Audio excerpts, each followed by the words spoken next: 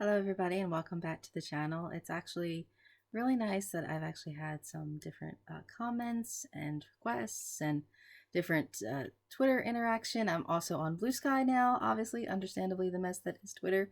So I actually had some video requests, which is really exciting. A commenter, Chris, asked me for more Guy Pearce videos. So who am I to not talk about Guy Pearce? Okay, honestly. Um, and I actually put out a poll on Twitter about, well, what Guy Pearce topic would you like to see? I'd already done a horror video previously, and I thought, sci-fi, the hidden gems, supporting roles because of all this, buzz about the brutalist. And the thing that won the poll was Guy Pearce villains. So that was actually a couple weeks ago. It's post-election now, and understandably sometimes it's a little tough to be all happy and smiley on videos these days, but yet let's relax and have a good time talking about, scary things on screen, not real world scary things. So Guy Pearce has played a few great villains, let's be honest, even though I tend to object with that label sometimes in some of the writing that I've done here already for this great Guy Pearce career watch I've been on. I've done some writing and some podcasting, because to me, why I continue to go back to his filmography is I think he really excels at gray characters. These kind of characters that kind of toe the line here. In something like The Rover, he's capping people left and right, but yet he seems to be like the only sensible moral person kind of left in this weird post-apocalypse, so ironically now I feel like he's only gotten better at playing gray characters, maybe as he's gotten a little more gray. So I love the kind of ambiguous, questionable kind of characters, but I do love the villains also. And I mean, it kind of bugs me when people presume he's playing the villain, because that's not always the case. It was not, I got really angry. I got very defensive about Mayor of Easttown. I wrote about Mayor of Easttown as well at Keith Loves Movies. But we can dive into some of the villains. And now, as I said, I already did the horror video, so I'll just link to that. So a couple of the things that were in the horror category, I'm not going to address some of those. And there's a couple more sci-fi things that maybe I'll save, because I don't, I guess if folks want longer videos on specific films, yeah, drop me a line. But try and keep it a little short and sweet. Generally because I just want people to watch more Guy Pearce movies. I feel like people are kind of surprised at The Brutalist. Obviously he's apparently the antagonist in that, and people are like, where has Guy Pearce been? It's one extreme or the other. People think, where has he been? That they think he's done nothing since Memento, or people automatically presume he's always the bad guy in the movies. And I feel like that is because of a couple of really great roles that we'll get into. So some things I've already covered. I'll link to some of that information below. And I have also written, actually, believe it or not, about some of the bad Guy Pearce movies, or about some of the disappointing things that I've seen here in this great rewatch. So briefly, I did want to mention a couple films. I don't own everything, even though I am a completist. I do try and accumulate. But there's actually a very early Australian film called Hunting, 1990. I believe it actually is maybe Guy Pearce's first film credit, because he obviously had been on Neighbours previously. But this Hunting movie is very bizarre.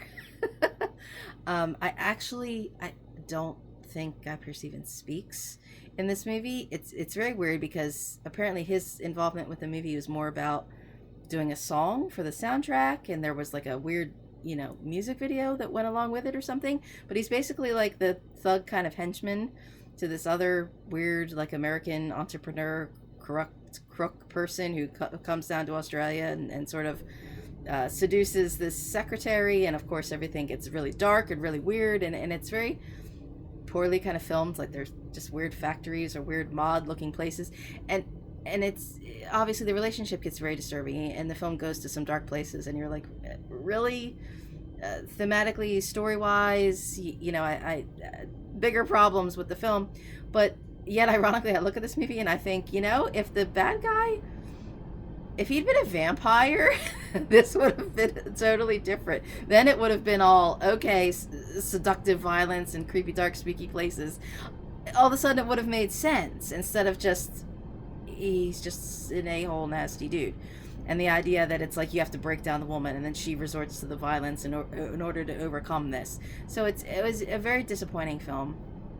And there was another, actually, which actually I do have somewhere, a film with the same Frank Housen, writer, director, producer, was big at the time, I think, where Heaven Tonight, where Guy Pearce actually does play a musician and does much better music, much more nice. Well, it's not nice. It is kind of a sad story. His father's a rock star, and he's, you know, a young up and coming musician. It's a much nicer movie. So I've written about both of those, and I'm actually into the television phase now here of my career rewatch. So I've been watching a lot more television. And Guy Pearce actually did a guest appearance on an Australian show called Halifax FP, which I've watched the whole show. They actually did, during the pandemic, like another like Halifax Retribution, like kind of sequel series, kind of come back for like a couple episode specials or something. But you know, it's forensic, you know, psychologists, and, you know, couple, I guess they're in like 3 or 6 episode kind of 90-minute kind of telemovie kind of formats. And it's really weird. Guy Pearce is in the episode called Deja Vu, and it's from 1997. So it's obviously around the time that he did LA Confidential. Maybe he filmed it and then came back and did this or something. So this is sort of right before he basically comes to the American mainstream and makes it really huge. And yet here he is just doing this guest appearance on, like, you know, a nice fun, like, you know, legal murder mystery Australian TV show. And it's a good show. I enjoy the show beyond, you know, I like the Halifax doctor. You know, she's a lot of fun. I like the cases. They're very well done. And but this Deja Vu one is really fun, obviously, because it's Guy Pearce in a dual role. He finds out that that they're twins, and one of them is committing the crime and the other one's not. And it's really impressive when you're seeing scenes, because there are times where you're not sure of that yet. One is dreaming of the other one, or one has been in one place and then one is in another place. And maybe, of course, that was probably the design, that maybe you're not sure yet that it's supposed to be evil twins. But the way you're looking at this, and you become able to discern which characters, which brother is which, just by his mannerisms and his behavior and the way he's speaking. And then, of course, when, you know, all of a sudden it does become, is that brother pretending to be that brother, or is this one really this one? So it's, again, it's very surprising that, you know, would be watching this then before he hit it big, and you'd be like, you know, this is actually some pretty impressive acting, you know, even though it is, yeah, okay, we can just be hammy, you know, like Kirk and the Enemy Within, you know, evil Kirk or something. But it's a good show. I recommend the entire series, you know, beyond the Guy Pearce episode. But he is actually very impressive in it, and you're like, oh, of course I knew he was going to be a star. Of course he should have been won awards already. Yes, as I said in my horror video, speaking briefly, The Seventh Day, it's kind of it's not that good of a horror movie. But my number one on my horror list was Brimstone, which I do think he should have had awards for that, supporting awards for that. That's really excellent. It's a very dark, villainous role, and I feel like nobody saw it. I feel like people, as I said, have gone from Memento to The Brutalist, and it's like, you know what, you missed a lot of really, really excellent things in between. As opposed to, I will also say briefly, I don't own this one because, again, I'm waiting to see it on sale because I don't think it's worth the full price. A little film that 2011 called Seeking Justice with Guy Pearce and Nicolas Cage. And it's, again, a movie that has a lot of thematic issues. January Jones is the wife of Nicolas Cage. She's assaulted, and then Guy Pearce visits Nicolas Cage, and he's apparently involved in some kind of organization, and they say the Hungry Rabbit Jumps. They're sort of this vigilante group, and they will take care of the assailants, and that's that. But then it's like the mob. They did him a favor, and they want Nicolas Cage to start working for them and doing these other violent things, and they start harassing him, chasing him. He's on the lam, and everything like that, and the whole movie is very weird because it's just, so the movie isn't about the woman being assaulted and her getting any kind of revenge. It's about her husband being harassed by the vigilante group that did get revenge. It like, the whole perspective is like, so we're about the man pain. And then the whole organization that is so, like, really elaborate. They've got, other inside people and everything, and all these kind of cool connections, and apparently can do whatever they want, but yet they need Nicolas Cage to do like one simple thing for them. It's like, well, okay, apparently can't you just do it yourself? Like, it's very weird. And Guy Pearce has a shaved head in this, and he's kind of your typical like suit kind of thug hooligan, which he's fine in it. And there's a couple times where they're in New Orleans, and this is post Katrina, and they film things, in abandoned places as well. And he says things like, we're just like the neighborhood watch. The other people sort of sit and do nothing, and they let, crime happen, they let bad things happen, they're letting things deteriorate, and, we can do something about it. That ambiguity of the villain who doesn't think that they're a villain in their own mind, or that what the villain is saying actually kind of makes sense. Like, it sounds like it should be good, but then it goes too far. So there is a little nugget of nice kind of villainy. I could see maybe why Guy Pearce chose the script, but the movie is just windblown and just really kind of falls apart along the way. And actually, ironically, I wrote about this one as well. I almost feel like Nicolas Cage and Guy Pearce should have switched roles. I feel like if it had been crazy fun Nicolas Cage sending it up, being like some crazy vigilante kind of like really the villain, but thinks that he's all justified in doing, all this crazy stuff, and Guy Pearce being like the sort of everyman husband who's kind of unaccustomed to this and is kind of on the run from it. I think that might have been a little better, but I mean, I've still watched the movie probably more times than it deserves. But I feel like it's again one of these cases of where, yes, this is why Guy Pearce is good at being the villain, that we expect this from him. We always expect him to turn in a performance.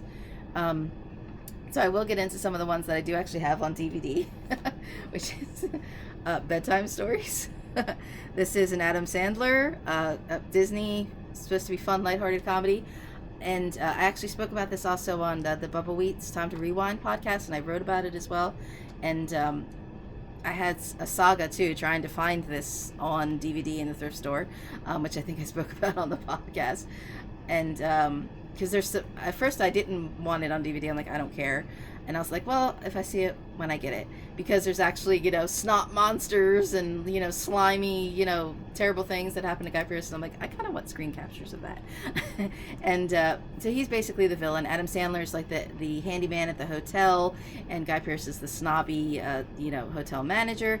And like Lucy Lawless is kind of his accomplice. That's my biggest problem with the movie. There's scenes where like Lucy Lawless is in the background. It's criminally underutilized in this movie. And there's a lot of behind the scenes and deleted scenes and sort of extra footage where you think they probably had a really good time making this movie. They probably shot a lot of footage, and then just the movie never decides if it's going to be something like Stranger Than Fiction, like magical, whimsical kind of coincidences for adults, or if it's going to be like this funny little kid, like when they're having their individual little fantasy kind of adventures.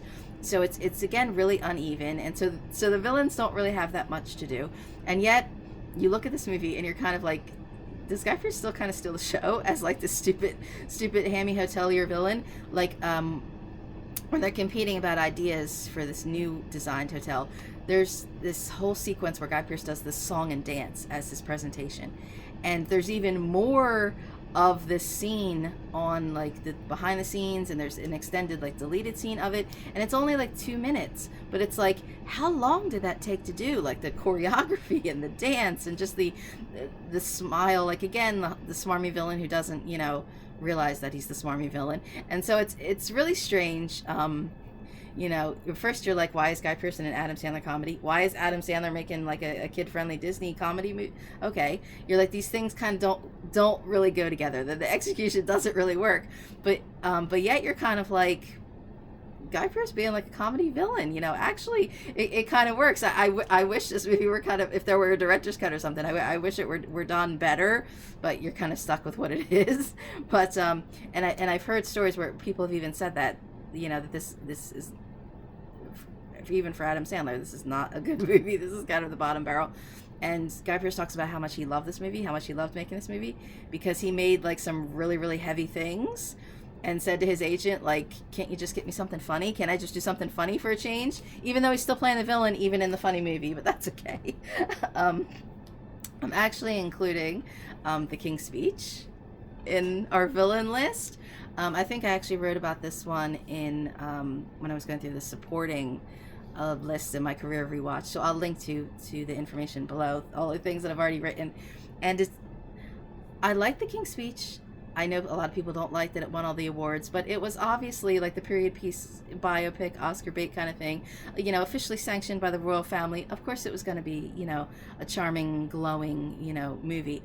I wish we had gotten a movie with Guy Pearce as, advocating Edward.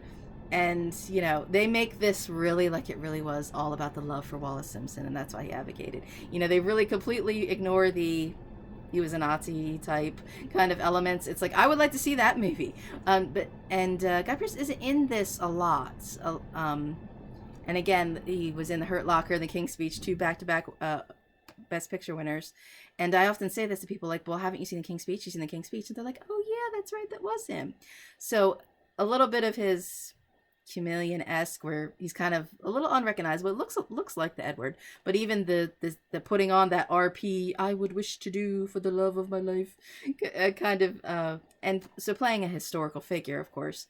But he's only kind of in like the middle half hour of the movie, and you get kind of the payoff at the end, the Beethoven Seventh, where he's stuck sitting, listening to the speech, like he's been exiled, he's been put in his place. But there's a couple scenes here where he's, really not nice to George, and mocks him. And to me, I would say this is probably an honorable mention also on the outside looking in, obviously because Jeffrey Rush was here, but a really great supporting character in this movie, because he is the kind of supporting character who knows what they're supposed to do. He advances the story of the main character, so he is his antagonist. We see him doing all his strides and all his speech kind of exercises, and then you have his brother mocking him, says, oh, the elocution lessons, and, oh, I'm just kinging, minding my own business, and then he starts the stuttering again. He says, I had one conversation with my brother, and he threw me right back in my place. And, so even though he has a smaller role in this movie, it's his villainy is kind of obviously what is pushing the main character to the forefront. So I think he has some really great moments in this. I do enjoy this movie. I think it's a lot of fun.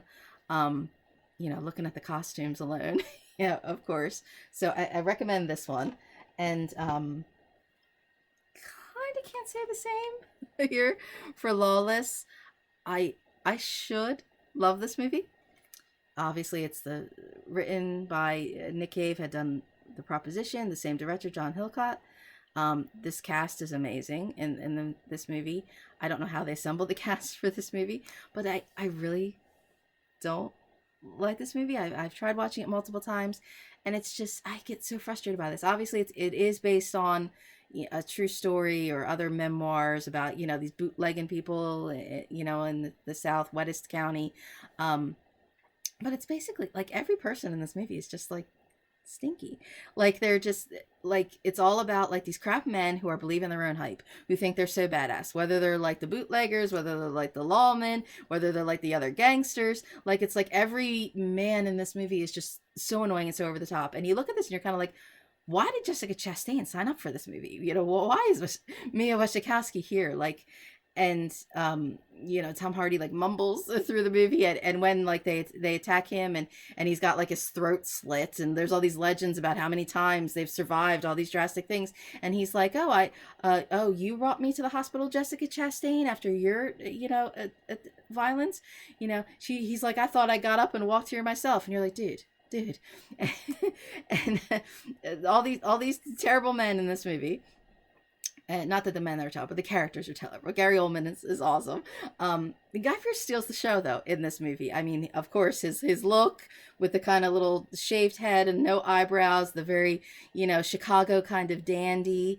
And I don't think he has very many scenes, but at the end you're kind of like, oh, please, yeah, okay, get him. Even though the shootout goes on like really long, you're like, oh my god, how many shots are these people gonna take? They just keep getting up. They just think they're so like invincible. And all these men who think they're invincible, and it's insufferable. But Guy Pearce just really plays into this despicable character. He's very memorable in this, and not even just because of the visage. Like we have a couple scenes where he's like at Jessica Chastain's door, says a few fresh things to her, And there's a really great scene where they have gotten his other bad guy's henchmen, and they're going to send him a very personal gift, souvenir from the man that they've just gotten their violence. And that's not even the worst worst part of the scene. There's he's in his hotel room, and there's all this speculation about he's very perfumed and his style and his, and we say dandy in the stylish polite way, but they make sort of other implications that he resents and hates, and he's all very worried about cleanliness or something. And he has a younger black woman sitting on the bed naked, but she's sitting on newspaper on the bed while he's completely dressed, and he's like, looking at himself in the mirror, getting himself all posh. And then we get the knock at the door with, the surprise in the jar. And I find that scene very, very disturbing, for what it doesn't say, because it's just, what kind of despicable person this supposed lawman who's going to set things right must really be. This fetishism and the violence, the gratification through the dehumanization of another person, not treating that person like a person, a woman to be used, and that, and the sexual implications, the racial implications. I think it's a very despicable scene, and he doesn't have to say anything. It's just her position and his position, and then you get the weird, the mystery jar. So I think he does a lot in this movie, even though he probably had very little to do. Script wise, I think he makes the most of every scene that he's in. And then when he's violent with the little boy Cricket, it's a very intimate killing, personal, so, and I guess I feel like there's also other symbolism about shotguns and face and dirt and everything. So I think he's really excellent in this movie. I think a lot of people will tell you what they remember the most about this movie is Guy Pearce. And I do honestly think this is one of the reasons why everybody thinks Guy Pearce plays a villain. This is like 2012, so it's still kind of in some recent memory that people remember, like, oh yeah, the Guy Pearce plays bad guys. He plays really awesome bad guys, which he does. I think he's better in this than he is here in Iron Man 3 with my lovely stupid Goodwill sticker. This was on sale for $1. And I've spoken about this also on the Women in Session Film podcast when we talked about Robert Downey Jr. I've poo-pooed Iron Man 3 a lot. I did finally break down when I saw this in the store, and I bought it because I wanted to take screen captures of when in the final scenes where where it goes from the actors to the digital doubles, because I just the film starts out really great. Tony with PTSD after everything that's already happened, with the Avengers, and it's at Christmas, and it's a very, and Guy Pearce actually has this kind of villainous character arc through the movie. But as the film goes on, you can tell that there were the behind the scenes problems, that there were production changes, script rewrites along the way, because for whatever good that the movie had, it just descends into like this CGI fest. We're literally watching the fire people versus like Iron Man suits, and they're on some kind of trawler ship or something, and he's on fire, and he's got calling for half his suit or something. Like, it just descends into like this such formulaic and so disappointing. And obviously, of course, if he's really supposed to be playing the Mandarin, okay, you can't give him some rings and some dragon tattoos and whitewash everything, so I really think, and this is kind of, and every time I want to poo-poo a Marvel movie, even my husband says, even your boy made a Marvel movie. And in some ways, I really feel like the industry has just gotten worse since this movie has, like, it seems like every movie is copying this movie and getting all this wrong, putting the CGI over the story.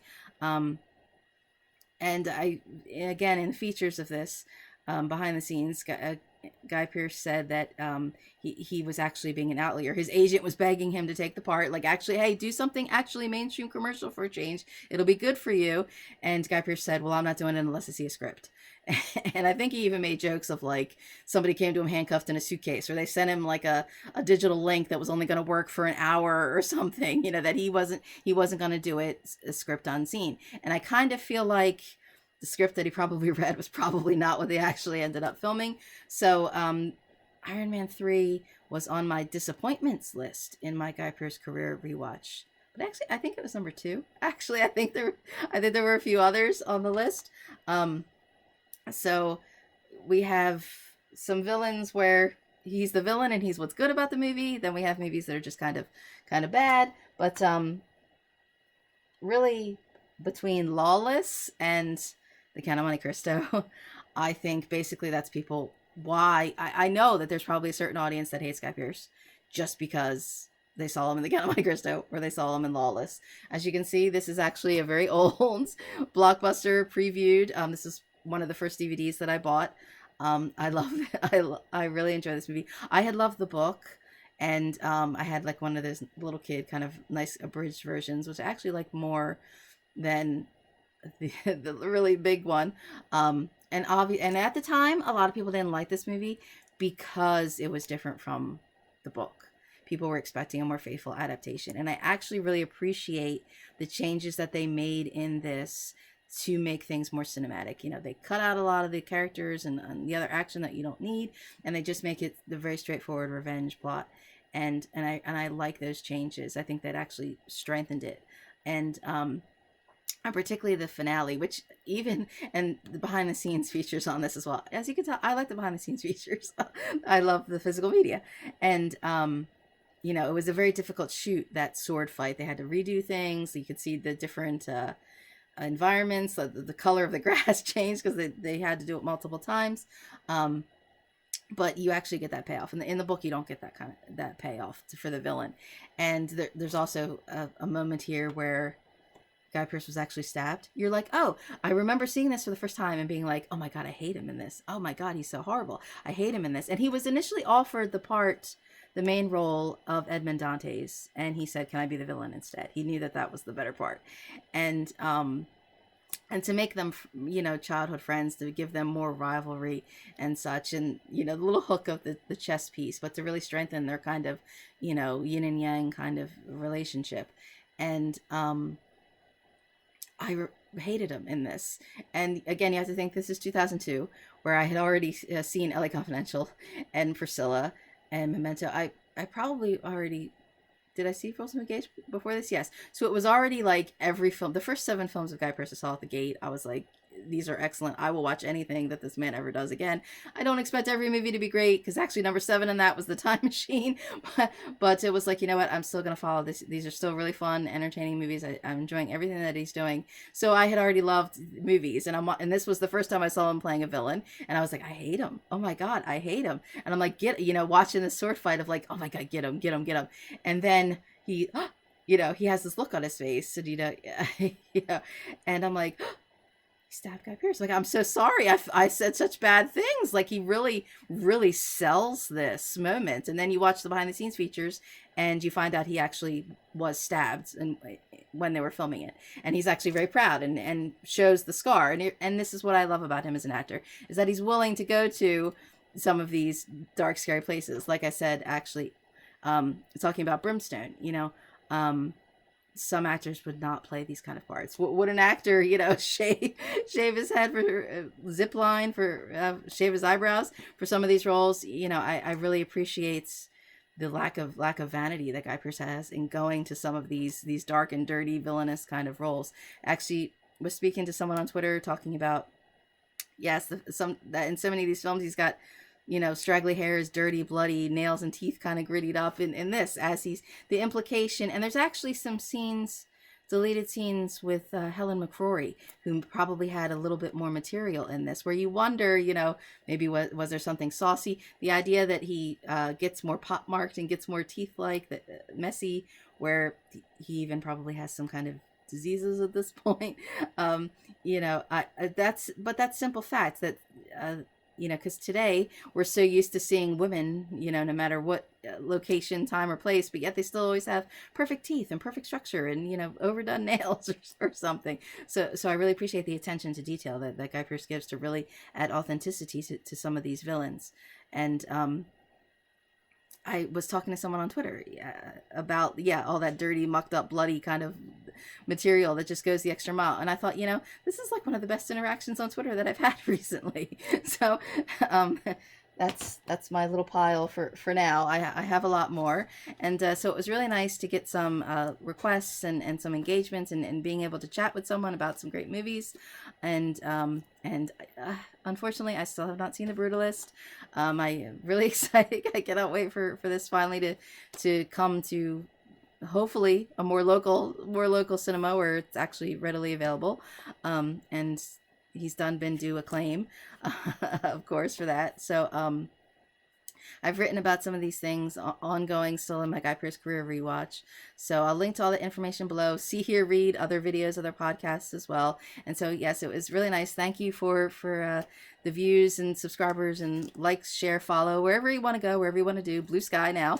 Um, so yes, thank you for the requests and listening. I'm rambling now, but if you'd like to see something more of this, go ahead and comment, or drop me a line, and watch some of these movies and tell me what you think. Bye.